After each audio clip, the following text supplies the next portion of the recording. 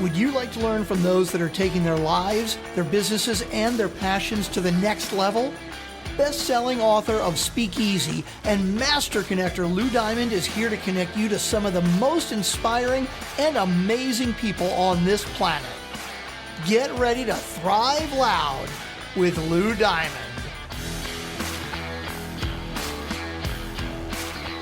I am not throwing away my shot. I am not throwing away my shot. Hey, yo, I'm just like my country. I'm young, scrappy, and hungry, and I'm not throwing away my shot. I'ma get a scholarship to King's College. I probably shouldn't brag, but dag, I'm amazed and astonished. The problem is a lot of brains, but no polish. I gotta holler just to be heard with every word. I drop knowledge. I'm a diamond in the rough. Welcome, everyone, to another spectacular episode of Thrive Loud with Lou Diamond, connecting you to the most inspiring and amazing people that are thriving each and every day.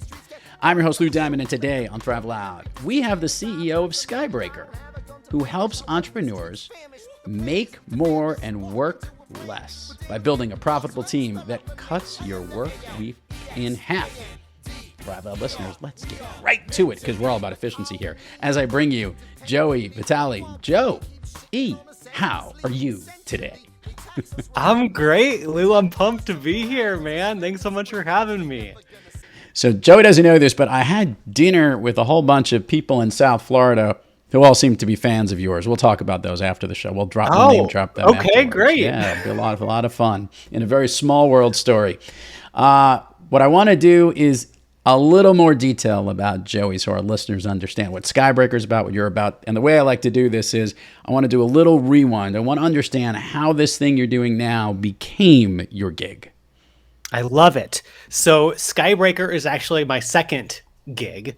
So I'll give everybody the medium length version of the story. But my first business that I started it's called Indie Law. It's a trademark law firm. That business continues to exist. I started that firm because after years of trying to be a good attorney, I realized I do not belong in the courtroom. I'm one of 7 kids. I'm a natural peacemaker. I don't like to argue. Probably shouldn't have gone to law school in the first place. But I decided and talked to a bunch of mentors when I was really wrestling with whether I should get out of the practice of law entirely. And they introduced me to this amazing world of business law, helping clients proactively avoid the courtroom. Long story short, after a year of running that firm, we were able to hit some pretty big revenue goals that we had set for ourselves, but it wasn't easy. And I had my first panic attack, followed by many more, unfortunately, and was in the hospital for 2 weeks because of my stress levels. That was all business induced. Wow.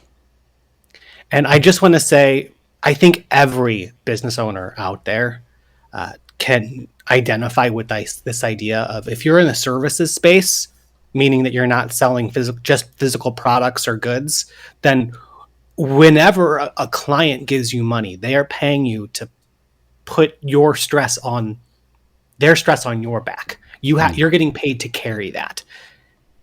And when I first launched this business, this was the first time in my professional career that I had that weight of anxiety and stress. Now, I'm going to interrupt you on this. Yeah. Talk about give me share with the listeners some of the physical things that you were limited with. What was going on with you? Like, what couldn't you do? Where was it hurting? I love asking people this question because everybody gets stress and pain in a different area. Where specifically did it just hit you? A lot of it was very much just like head. And again, I hope so many of your listeners have never had a panic attack, but if you have, you know that it literally feels like you're dying.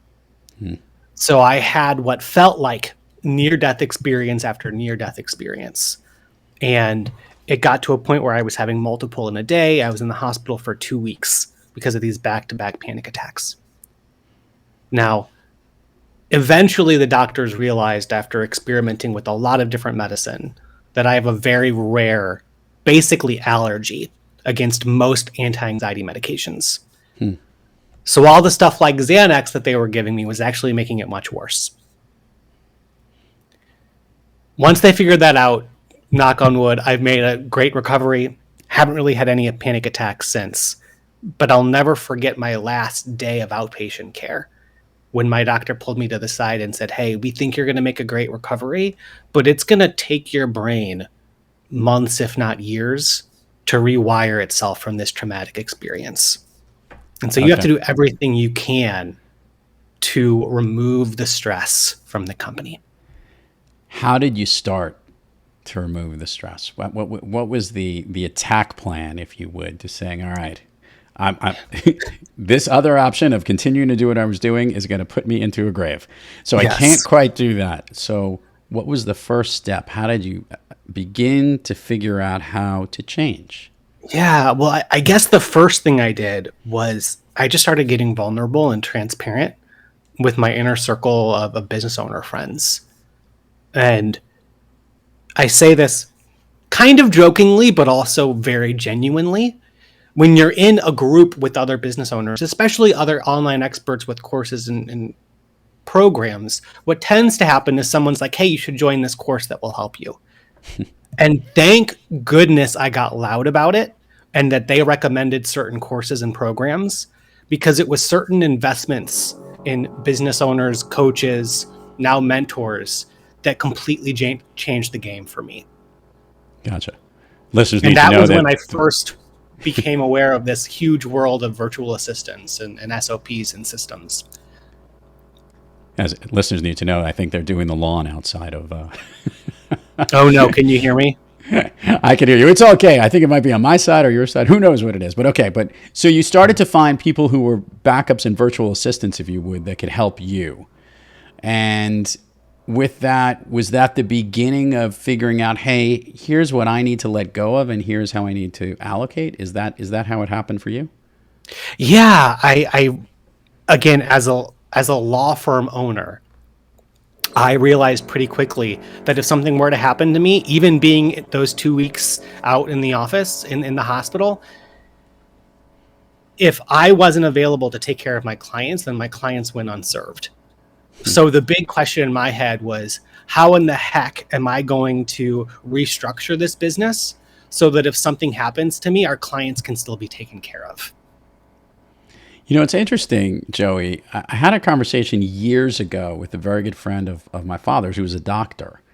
And obviously, when he's out of the office not taking care of his clients, he's not tending to his clients in that exact regard. He's the only one that was doing it. Obviously, as a practice of other doctors, and that's usually why there's so many of these doctors and so many practices, so they could at least spread the wealth out.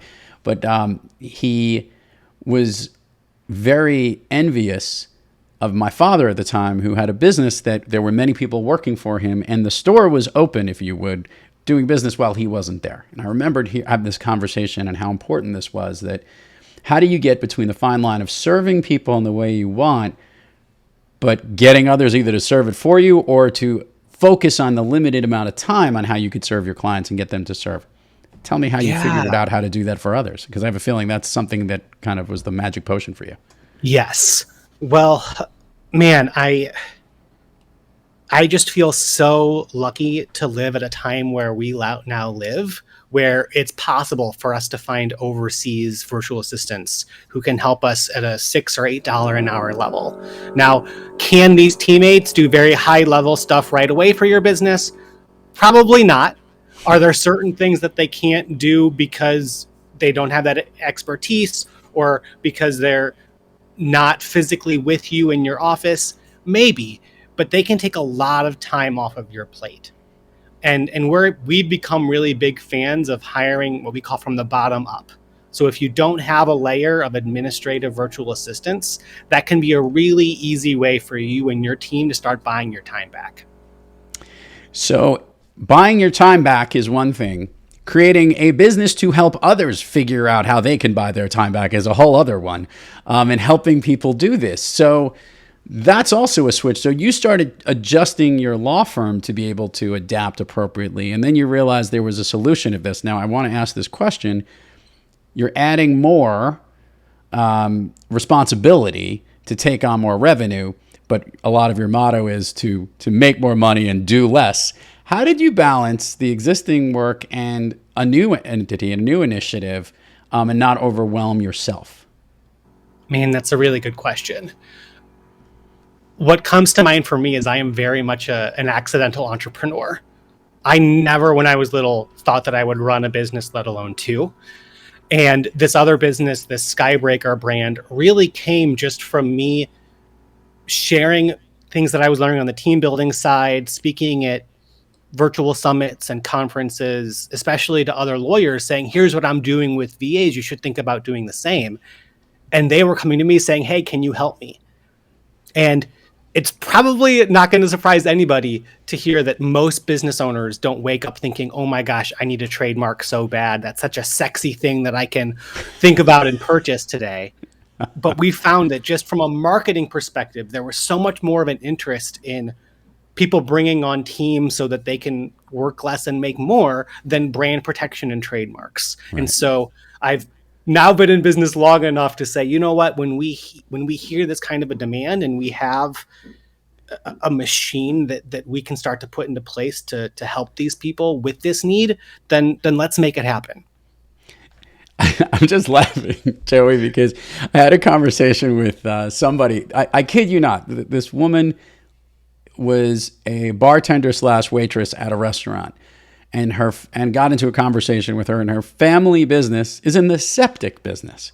And my immediate reaction was, "Oh, that's a good business." And she was like, "Yes, number one and number two." But my thinking is that there are more people in the world that need help with septics than maybe marketing consulting work or podcast consulting work or whatever it might be. And there's always a comparison of wherever that is. I always find that to be so important, that threshold of what you really need and what value you can bring. But I think you're right with the frequency aspect, right? There's with higher end ticket items or certain services from legal services and the work you're doing, there's that balance of, hey, this is something where I could really do this well. And you can multiply it, create a course for it, and amplify it and help others do the same, right? Yes. And there's also the impact piece to this too. I mean, because of my lifestyle, my wife bringing in money, the law firm bringing in money that's bringing in, I've been able to reach a level of financial freedom for myself, independent from this second business. I say that because as we started thinking about this new brand, it was really all about impact. And there was a lot of me leveling up and getting out of my comfort zone and asking, what kind of an impact do I really want to make on the world? And how can I provide a bigger and bigger impact? And ever since we started Skybreaker, it's been me stepping into this bigger identity of beyond just trademarks and brand protection, which I do think is very important. How can I help more business owners achieve more of their dream life, where they can install these systems and processes in place so they can make as much money as they want to and work as little as they want to? Yeah. I'm going to bring this back to you now. How are you physically today? And obviously, taking years to retrain your brain and retrain your system and get your health to not have panic attacks, obviously. How have you been physically? And are there certain things that you do for yourself to keep reinforcing to make sure that you're staying on the right track and not trying to seep back into the way that maybe you did things before and took on too much? Thanks, Lou. Yeah, physically, I'm happy to report I'm doing well. I am physically in the best shape of my life, which relatively probably isn't saying too much. But the past 2 years, I've really committed to, working out at least 3 times a week, eating well, also going to therapy consistently, usually at this point once a month. I highly recommend that everybody go to a therapist, especially business owners. And I think it really comes down mentally to this idea, and my wife and I talk about this all the time, this idea of marrying these two ideas that seem contradictory, but everything matters, but also nothing matters. And being able to lead and perform and run your business in a way where, yes, we're committed to what we're promising and we take our commitment seriously, and reminding yourself that at the end of the day, there's very few things that truly, truly matter that are worth getting stressed and worked up over. I want to flip this from the stressed to the what makes you happy. Specifically as it relates to the work you do, a lot of people and a lot of entrepreneurs started off with a vision of what they enjoyed and wanted to create something because it was a passion of theirs. And then obviously the work gets in the way sometimes, and sometimes you lose that feeling. But when it turns out to be successful, you end up keeping that as the heart of what you do. You end up being really successful and also happy with it. Joey, I'd love to know what aspect of the work that you do, whichever business it might be, is the one that makes you smile the most? I don't know how common this is, but I've got to say that I've learned to really love more of the internal side of being a CEO, of leading my team, of creating ideas and machines that they can run with, and being the strongest leader that I can be for them. I've really found that to be my favorite place to jam out, to fill up my calendar with meetings with my leadership team to see how I can help support them. But I've got to say too, Lou, I loved your point about how so often we build these businesses about things that we like and we want and towards our dream life. And I'm not going to lie, I started my businesses not so much because I liked the law or team, but because my dad runs a construction company and I hate concrete. And I think sometimes in order for you to really figure out what you want in life, you have to start from okay, what don't I want? And work your way away from that. That's great, by the way. Just for the record, I'm currently in as you know, Joey, I'm in a home improvement project, to say the least, and I think I've had enough of concrete too, and certainly paying for it. You're not alone. Let's do the admin part of the show, Joey, and then we'll get to Fun Street. Share with the listeners all the places people can find you, websites, URLs, social handles, anything coming up in the near months that we should know about. We will put it in the show notes, but it gets more engagement when they hear it from you. Awesome. Thank you. The Indie Law trademark law firm, you can find that at indielaw.com. Skybreaker, the team building brand, is at skybreakergroup.com. You can find me anywhere on social at the Joey Vitale. And this isn't ready yet, but I'm sure it will by the time this gets published. A really interesting thing is happening in the trademark world right now, where for years there's been this free trademark search database at the government website. Lou, you might have gone there before, but it's been there for years. It looks like it was made in the 1990s. And I'm very excited to say that they are completely redoing it. And it's going to be done in, I've heard November 30th, they're making the switch to this brand new search database, which hopefully is going to make it so much more easy and approachable for small business owners to do some availability searches and make sure that their trademark, their brand name, their business name, logo, slogan, whatever is available for them to use before they spend a bunch of money launching and marketing it. Love it. I will ask this fun question for you before we hit the Fun Street thing, because around this thing about the databases in the 1990s, you think the Small Business Association could also get up to speed on that too? Because I sent them an email a couple of weeks ago, and they just haven't even responded to the email yet. I mean, at this point, there's no excuse, right? I mean, as long as they, with Chat GPT and everything else, it should be making things easier. And what I will say is I am a little concerned both with the trademark office as well as other big sites that might be updating. Is I'm afraid that there might be too much of a swing in the opposite direction, where it can go from not enough information to an overload of information. I did a quick search on the two different search databases, just as an example. Currently, if you search for indie law as a trademark, there's two that come up. One of those applications was something that we filed and the trademark office didn't like it. So we filed again and we got the law firm trademarked. Okay. If you use this new search database and you search for indie law, you'll get thousands and thousands of hits.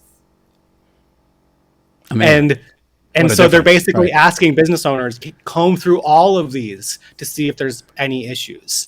And so I do think that there might, this probably isn't where you were going with the Small Business Association, but as these things become even more able to give business owners a lot of information, it could swing the pendulum in the opposite direction, where it went from there not being a lot of information to work off of, where there being a lot, and you might not now need to pay a VA or an attorney or a business coach to help you sort through everything that they're telling you to do.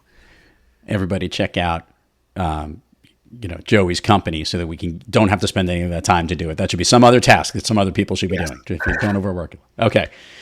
I know Joey's ready to go down Fun Street because he's been having fun since the very beginning. Can you share with the listeners what you shared with me as one of your all-time favorite movies? Yes. So there is, I love that you asked it because I've never been asked this on a podcast before or a YouTube show. My wife and I love the movie. Oh my gosh. Why did I just lose it? Oh my gosh, Lou. I have it. Away we go. That's what it's called. Away we go. Okay. So who's in it? Yeah. Who's in it? So it stars John Krasinski, Maya Rudolph. There's some other pretty big names in it. But it came out as a totally little small indie film. And my wife and I just happened to watch it when we were dating. And so now every year on our wedding anniversary, you watch it again. I like that. I like little connection thing there. I'm going to check it out. I'll even watch it with my wife. And I love John Krasinski. He's always a lot of fun, let alone Maya Rudolph, who will make me laugh whenever I possibly can. So I'm in. I think it's one of those movies that for us has turned into just certain scenes turning into inside jokes where we can just kind of say a line to each other and we'll start cracking up. We're going to do what's called the Speakeasy Pub Crawl. Basically, we're going to take a quick shot of gumption, you and I. We're going to go down this little pub crawl, and by me asking you all these different fun questions. Each of the stops along the way, if you would, Joey, are questions that only you have the answers to. And there's no wrong answers because they come straight from you. So you're ready to roll down this little fun street? Okay. To start off, of late, is there a song or a jam that you love to listen to or one that pumps you up? Oh, my goodness. Lately, I've gone back to Hamilton. Oh, nice. Okay. Which of the Hamilton? Give me a couple. I'll throw it out there. Oh, my gosh. My Shot. Okay.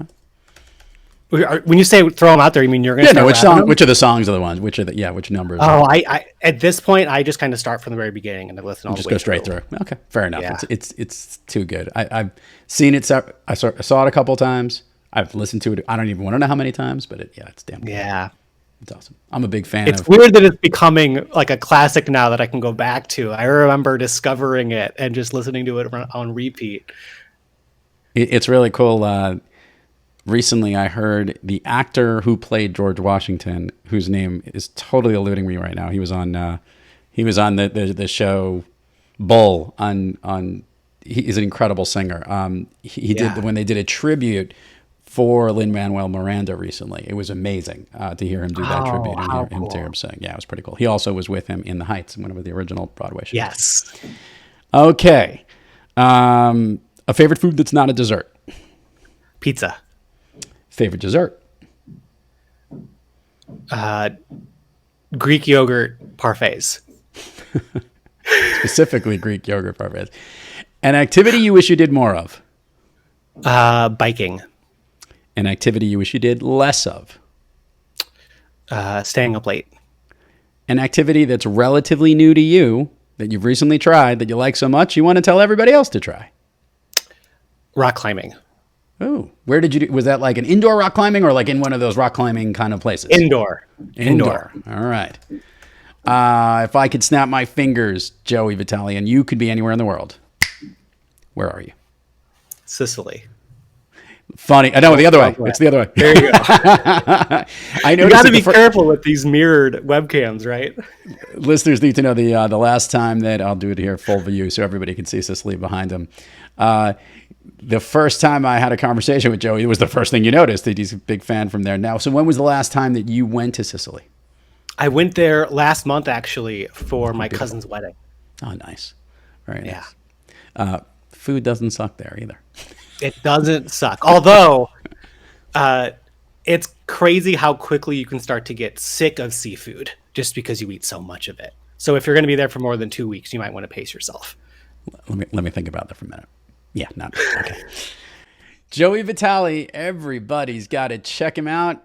You can go head on over again to the websites that he's provided, specifically the Skybreaker group. Hey, man, Thanks for coming on the program. Thanks for sharing your message. Thanks for doing what you're doing. I really appreciate Thanks you so being much, here. Lou. And if I can say one thing, Yeah. if you've made it this far and you haven't yet left Lou a review somewhere, or at least commented below if you're watching this on YouTube, subscribed, whatever, I know how much that means. And I know that would just really make Lou's week if you did it. Why, thank you. We have lots of those great people, and everybody loves to do that, but I also want them to like Joey, too. So that's where we're going to put a double. Find Joey, follow him, and like him as well. Thanks for the shout-out, Joey. Thanks, Lou. To all our listeners out there, thank you for joining us, and until next time, keep moving onward and upward, and remember, be brief, be bright, be gone. It's time to take a shot. Rise up, rise up. It's time to take a shot. Rise up. It's time to take a shot. Rise up. Take a shot, shot, shot. Hey, yo, it's time to take a shot. Time to take a shot. And I am not throwing away my shot. You've been listening to Thrive Loud with your host, Lou Diamond. Check us out on the web at thriveloud.com and follow us on Instagram, LinkedIn, Twitter, and Facebook at Thrive Loud. And check us out on the Good Pods app at Thrive Loud, where you can follow, listen, and connect directly to Lou and all of the Thrive Loud episodes. Thanks for listening.